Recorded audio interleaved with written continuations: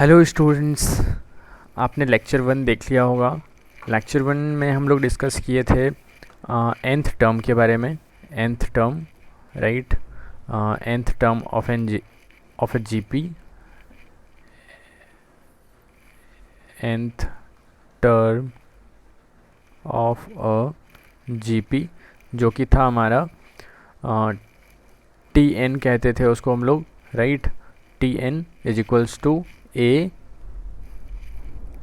Are पे power N minus one. ये था हमारा nth टर्म, राइट। ये हम लोगों ने पिछले क्लास में डिस्कस किया था, पिछले लेसन में डिस्कस किया था। इस लेसन में हम लोग देखने वाले हैं कुछ problems based on GP, right, जिसमें हमें कि कुछ 3 या 4 टर्म्स का हमें सम दे दिया जाता है एंड प्रोडक्ट दे दिया जाता है और हमें वो सारा टर्म्स पूछ लिया जाता है। मान लीजिए कि आपको बोल दिया जाएगा कि sum of 3 terms of a GP is something, कोई नंबर दे दिया जाएगा एंड प्रोडक्ट दे दिया जाएगा उसका, मान लीजिए कुछ, राइट, और पूछ लिया जाएगा राइट दोज 3 टर्म्स, राइट। तो इस तरह के प्रॉब्लम्स को हम लोग कैसे सॉल्व करते हैं, लेट्स स्टार्ट। ये होगा हमारा लेक्चर 2, राइट। इससे पहले अगर आप देखना चाहें तो लेक्चर 1 देख लें, तो आपको लेक्चर 2 अच्छे से समझ आएगी, राइट। तो अगर देखें हम लोग सबसे पहले अगर फर्स्ट 3 टर्म्स का अगर बात करें, प्रॉब्लम्स ऑन जीपी का, प्रॉब्लम्स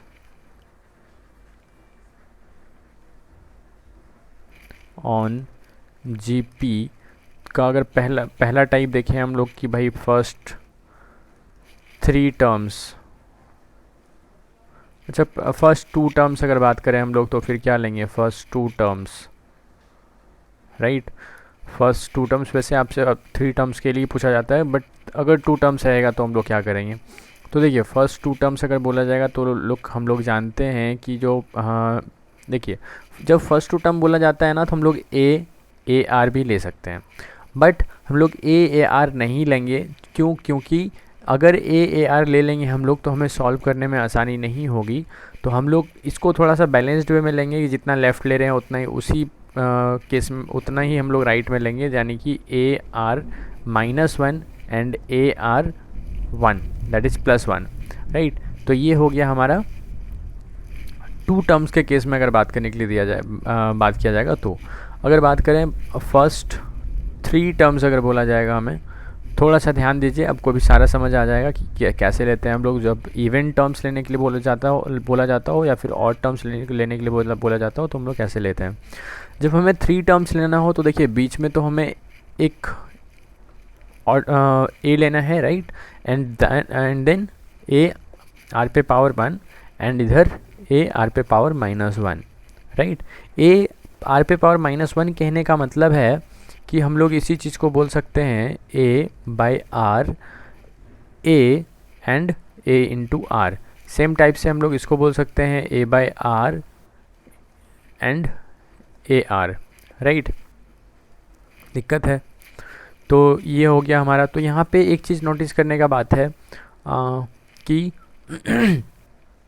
जब ऑड टर्म हमें लेना होगा ना तो हम लोग बीच में ए लेंगे, राइट।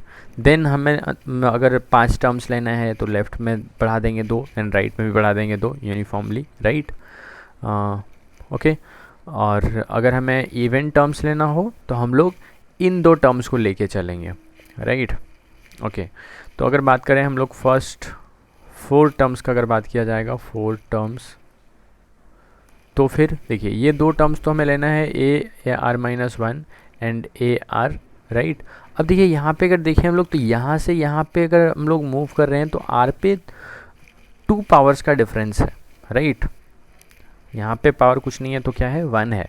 तो यहाँ से यहाँ तक में अगर हम लोग देखें आर का गैप जो है वो कितने का है, ए आर -1, इसके बाद आएगा हमारा कितना टर्म्स आएगा, इसके बाद आएगा हमारा ए आर, राइट, यानी कि ए आएगा, उसके बाद फिर ए आर पे पावर 1 आएगा, राइट। यानी कि ये एक टर्म गायब है।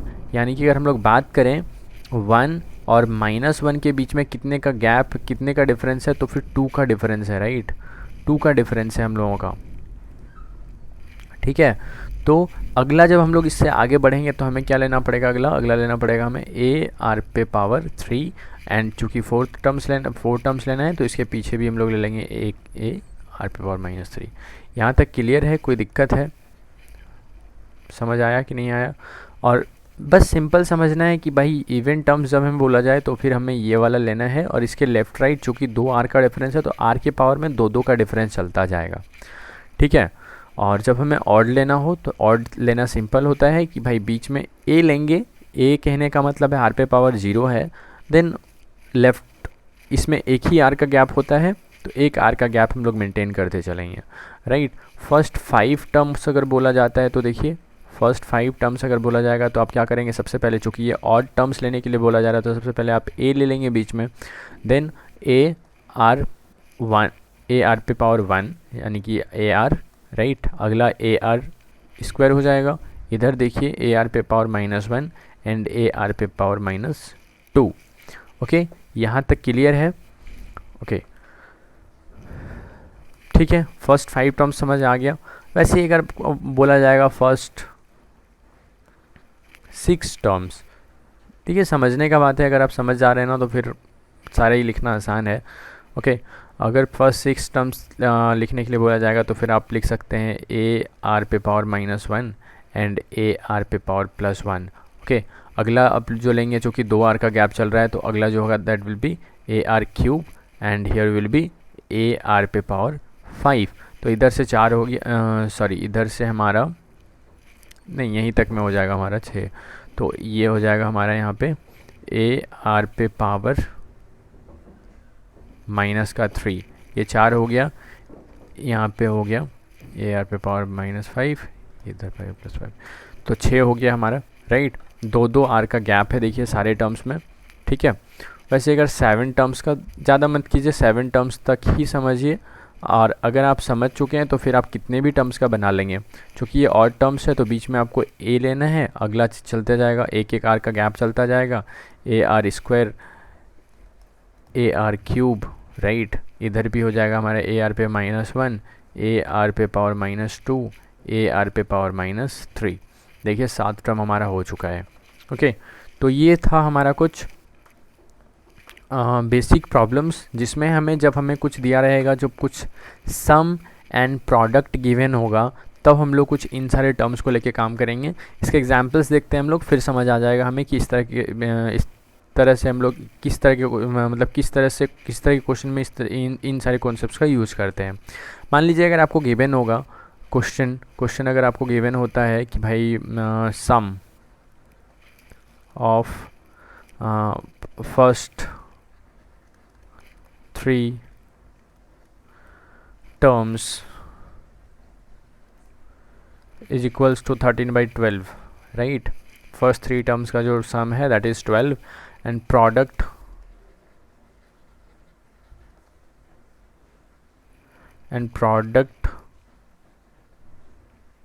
Of 3 terms is equals to -1। उन तीनों टर्म्स का जो आपका प्रोडक्ट गिवन है दैट इज़ -1। आपको बोला जा रहा है find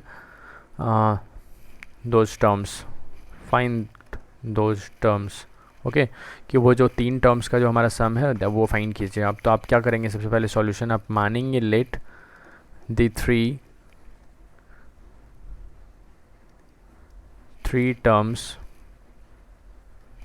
of a GP be, चूँकि ऑड टर्म्स है, मैंने बोला है आपको कि ऑड टर्म्स जब भी रहे तो बीच में ए मानेंगे आप, और देन इधर ए आर हो जाएगा और इधर ए आर पे पावर -1 हो जाएगा। ऐसे करके 3 टर्म्स हो गया हमारा। अब देखिए हमें सम दिया जा रहा है और प्रोडक्ट दिया जा रहा है। अब ऐसा क्यों मानते हैं, अब आपको यहाँ पे समझ आ जाएगा, चूँकि ये सॉल्व होके हमें यहाँ पे एक वैल्यू क्लियर हो जाएगा। चूँकि हमें पता है प्रोडक्ट जो है यानी कि ए आर पे पावर -1 को हम लोग ए आर भी लिख सकते हैं, राइट। देन हम लोग लिख सकते हैं A R into A R is equals to, हमें क्वेश्चन बोल रहा है कि क्या है हमारा -1 है। ओके, यहाँ तक कोई दिक्कत नहीं है, आप लोगों को दिक्कत नहीं है तो आप वीडियो को लाइक कर दीजिए, चैनल को सब्सक्राइब कर लीजिए, सो दैट आपको आगे के सारे लेक्चर्स का नोटिफिकेशन मिल जाए और आप सारे लेक्चर्स को प्रॉपरली इन अ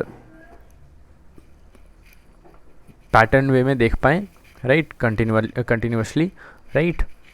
तो चैनल सब्सक्राइब कर दीजिएगा एंड अपने दोस्तों के साथ वीडियो शेयर कर दीजिएगा, राइट। और अगर कुछ डाउट्स हो तो आप टेलीग्राम ग्रुप को ज्वाइन करके उसमें डाउट्स भी पूछ सकते हैं। तो यहाँ पे अगर देखें हम लोग तो हमें क्या दिख रहा है, हमें यहाँ से आर और आर कैंसिल होता हुआ दिख रहा है, राइट। हमें क्या देन आगे जब हम लोग बढ़ेंगे तो हमें दिख रहा है यहाँ पे that A Q is equals to -1। अगर हम लोग इसको सॉल्व करेंगे तो हमें दिखेगा यहाँ पे ए क्यू इज इक्वल्स टू -1। यहाँ पे देख रहे हैं ये यूनिफॉर्म वे में इसलिए लिया जाता है लेफ़्ट एंड राइट में बराबर बराबर गैप्स में, चूँकि देखिए आर कैंसिल हो गया। अगर हम लोग यहाँ पे माने होते ए आर एंड ए आर का स्क्वायर, तो फिर इस केस में ना हमारा सॉल्व नहीं होता, हमें प्रॉब्लम हो जाता, राइट, दिक्कत है।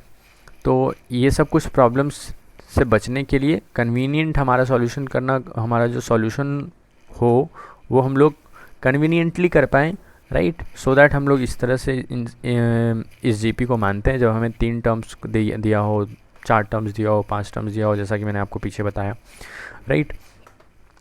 अब हम लोग यहाँ से ए का वैल्यू फाइंड कर सकते हैं। ए क्या हो जाएगा हमारा, ए हो जाएगा -1। अगर ए क्यू का वैल्यू -1 है तो a is equals to -1। Okay, how, हम लोग -1 का क्यूब करेंगे तो फिर 1 ही मिलेगा, राइट। देन अब क्योंकि हमें ए पता चल चुका है तो हम लोग यहाँ से अब आर फाइंड कर सकते हैं, राइट। ए पता चल चुका है तो हम लोग ए के जगह पे अगर ए का वैल्यू रख देंगे तो हमें आर पता चल जाएगा, ओके। और हमें दूसरा क्वांटिटी हमें गिवन है, दैट इज दूसरा इक्वेशन हमें गिवन है, दैट इज सम, यानी कि a by r plus a r and that is 13/12। Okay, अगर हम लोग यहाँ पे ए का वैल्यू रख देंगे ब्रदर, ए का वैल्यू हमारा क्या है -1, तो -1/r plus -1 into R is equals to 13/12 हो जाएगा।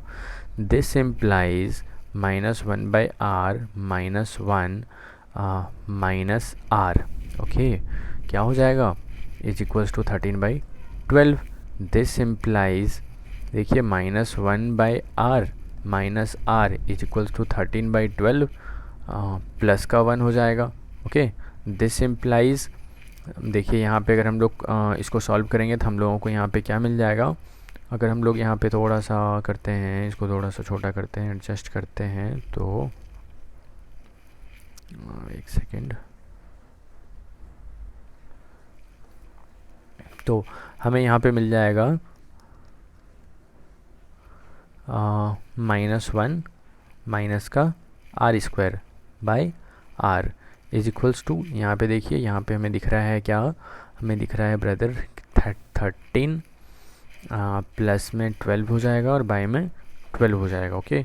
दिस इम्प्लाइज -1 माइनस, हम लोग यहाँ पे क्रॉस मल्टीप्लाई भी कर सकते हैं बट नेक्स्ट स्टेप में करेंगे, डोंट वरी। चलिए यहाँ पे आ जाते हैं हम लोग, तो यहाँ पे अगर देखें आगे यहाँ पे क्या है, तो हो जाएगा हमारे यहाँ पे -1 minus r² by r is equals to 25/12। This implies minus का 12 minus 12 r² is equals to 25r। This implies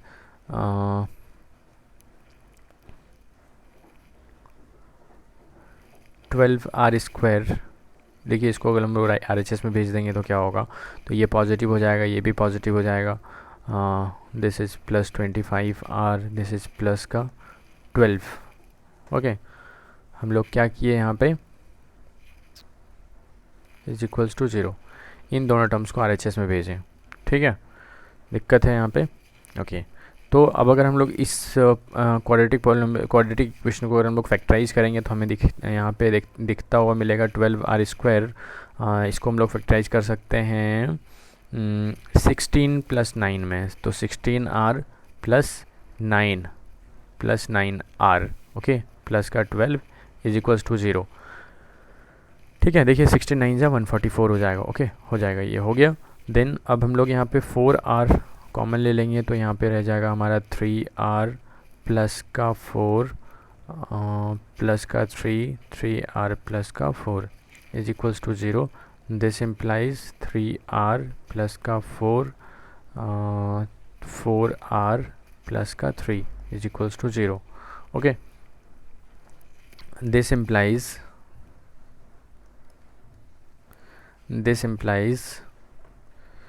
अब देखिए यहाँ पे चूँकि ये 0 है तो यहाँ पे या तो 3r plus 4 is equals to 0 होगा या फिर 4r plus 3 is equals to 0 होगा. यहाँ पे r का हमें 2 वैल्यू मिलेगा, राइट. r का हमें 2 वैल्यू मिलेगा एंड दोज आर देखिए हमें पीछे मिला हुआ है या तो क्या मिला है, हमें मिला है 3r plus 4 is equals to 0.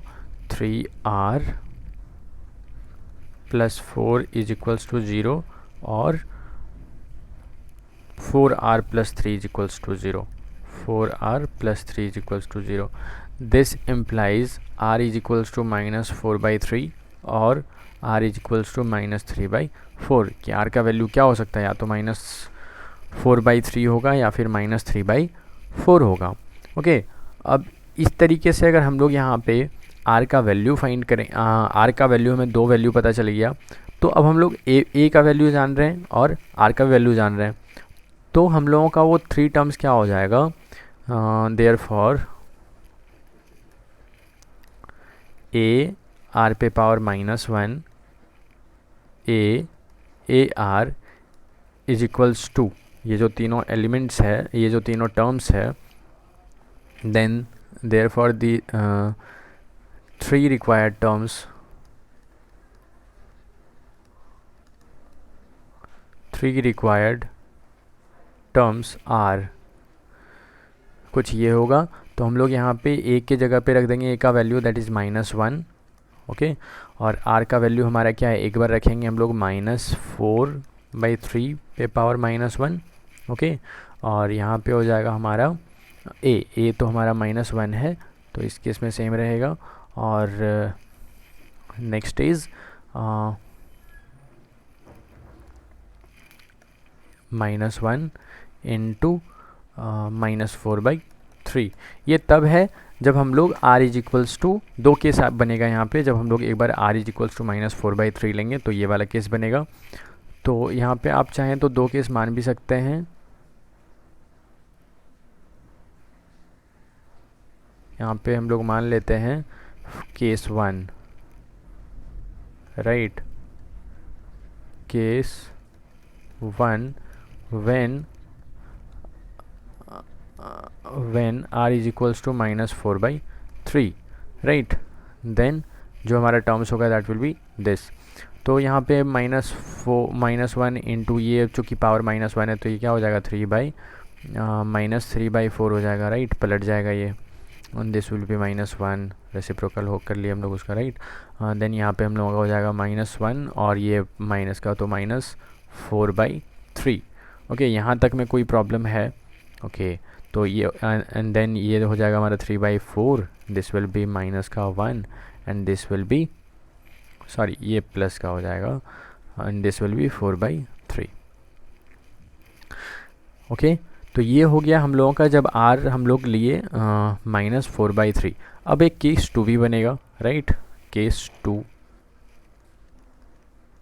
Right. Case 2 में क्या होगा, when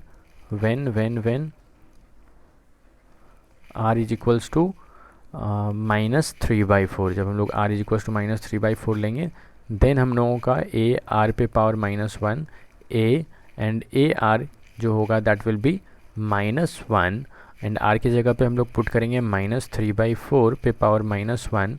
ओके, एंड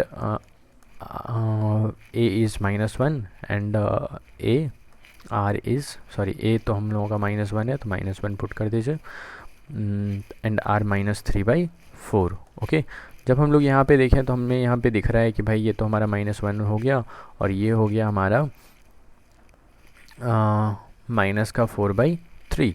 चूँकि पावर -1 है तो रेसिप्रोकल ले लेंगे हम लोग. ये हो गया 1 एंड दिस इज़ 3/4. ओके, अगर हम लोग यहाँ पे देखें तो थोड़ा 4/3 -1 एंड दिस इज़ 3/4. बताइए यहाँ तक कोई दिक्कत है, आप में से किसी को अगर दिक्कत है तो कमेंट कीजिए। ये कुछ इस तरीके का क्वेश्चंस रहता है जिसमें हमें क्या गिवन रहता है, हमें सम और प्रोडक्ट गिवन रहता है कुछ सर्टन टर्म्स का, वो चाहे 2 टर्म्स हो सकता है, 3 टर्म्स हो सकता है, 4 टर्म्स हो सकता है, 5 टर्म्स हो सकता है, मैक्सिमम 5 टर्म्स तक दिया जाता है, उससे ज़्यादा का नहीं दिया जाता है हमें एग्ज़ाम्स में, राइट। तो सबसे पहले हमें क्या करना होता है, हमें प्रोडक्ट वाले फॉर्म को लेके और एक वेरिएबल को क्लियर करना होता है। एक variable in the sense R तो ऑफ हो जाएगा, हमें ए क्लियर करना पड़ेगा, यानी फर्स्ट टर्म क्लियर करना पड़ेगा, एंड देन सम वाले फॉर्म को लेके हमारा वो क्वाड्रेटिक इक्वेशन आ जाएगा। उसको जब हम लोग सॉल्व करेंगे तो क्वाड्रेटिक इक्वेशन आ जाता है, राइट। एंड देन हम लोग जब उसको सॉल्व करेंगे तो हमारा आर पता चल जाता है। जब आर पता चल जाएगा, अब ये पता है और आर पता है, फिर तो हम लोग सारे टर्म्स को सॉल्व कर सकते हैं, राइट। दिक्कत है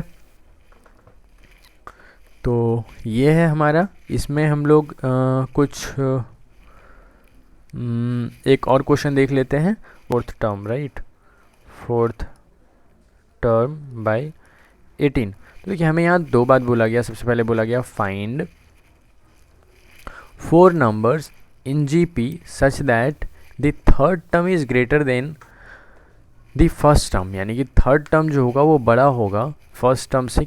कितना बड़ा होगा, 9 बड़ा होगा, राइट। तो ध्यान दीजिएगा यहाँ पे बड़ा कौन होगा, थर्ड टर्म बड़ा होगा। यानी कि अगर हम लोग बात करें T3 सॉल्यूशन,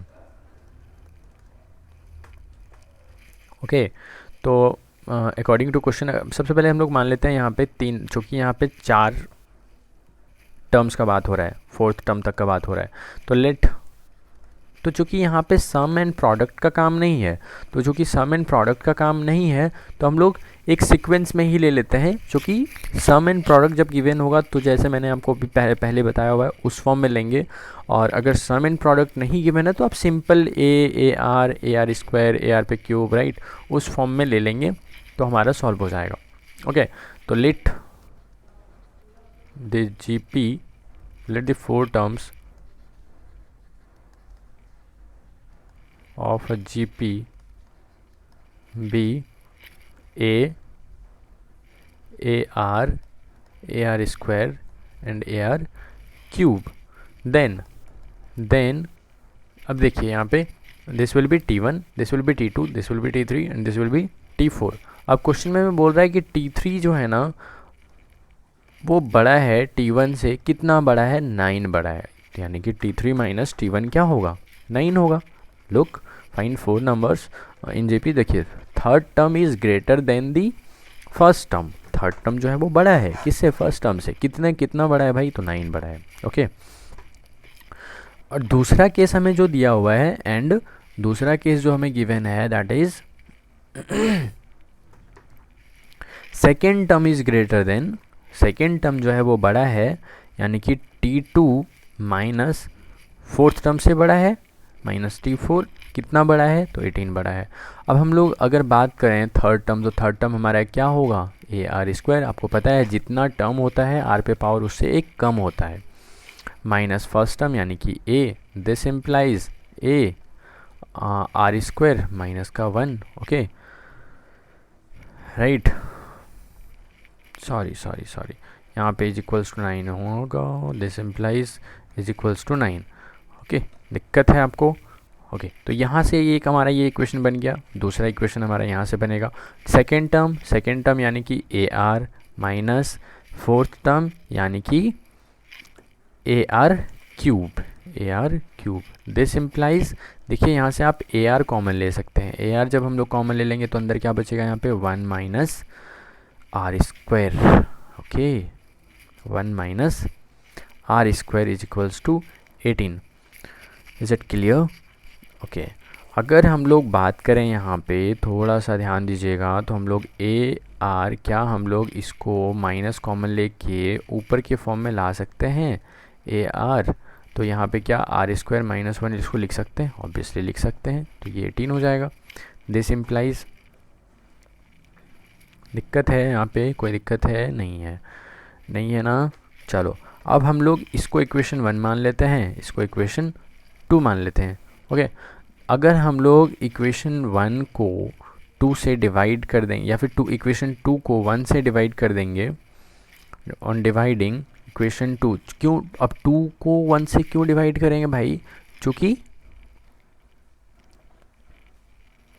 क्योंकि देखिए यहाँ पे अगर ऊपर वाला टर्म से नीचे वाला ये इक्वेशन 2 में देखिए ए आर हमें है, ए आर यहाँ से यहाँ तक सेम है, ये पूरा का पूरा कैंसिल हो जाएगा, हमें ए पता चल जाएगा, राइट। दैट्स वाई हम लोग इक्वेशन 2 को 1 से डिवाइड करेंगे। Dividing equation 2 by 1 we get what? We get minus A are square minus 1 by A are square minus 1 is equals to 18/9। इतना से इतना कैंसिल हो गया तो हमें मिल गया minus A is equals to 2। Okay, this implies A is equals to -2। हमें ए पता चल गया। ओके, हमें ए पता चल गया। 1 सेकेंड।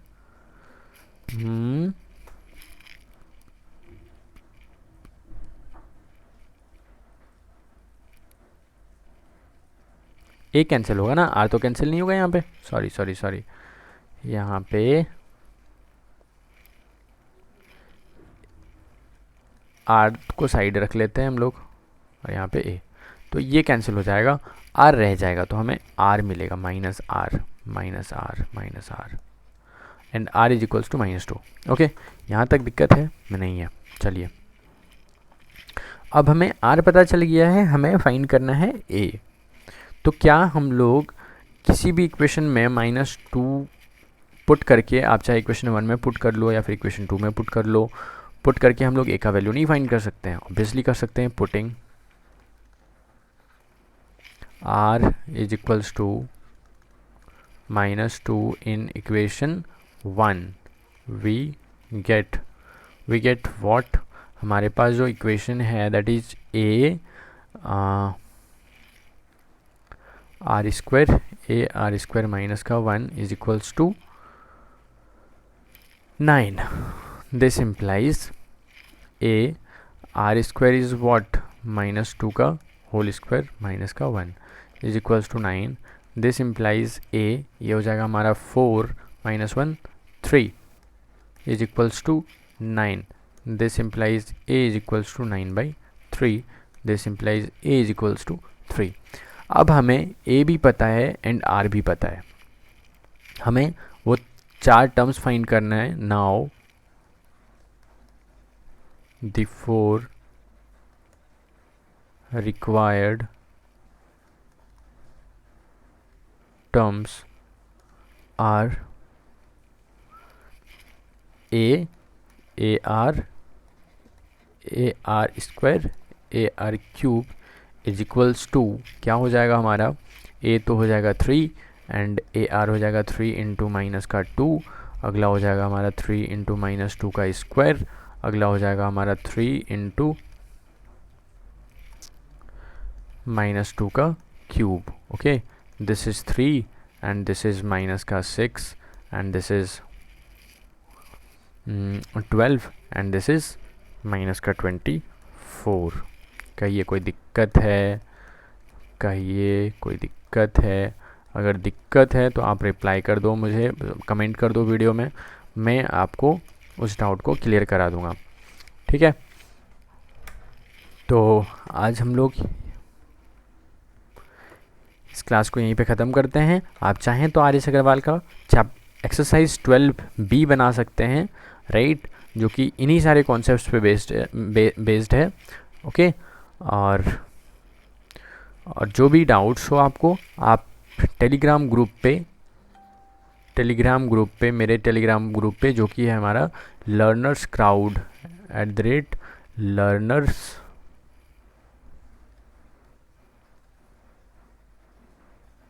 क्राउड के नाम से जो ग्रुप है, उस पे आप उसको आप डिस्क्रिप्शन पे लिंक गिवन है, आप उसे ज्वाइन करके अपने डाउट्स को वहाँ पे भेज सकते हो।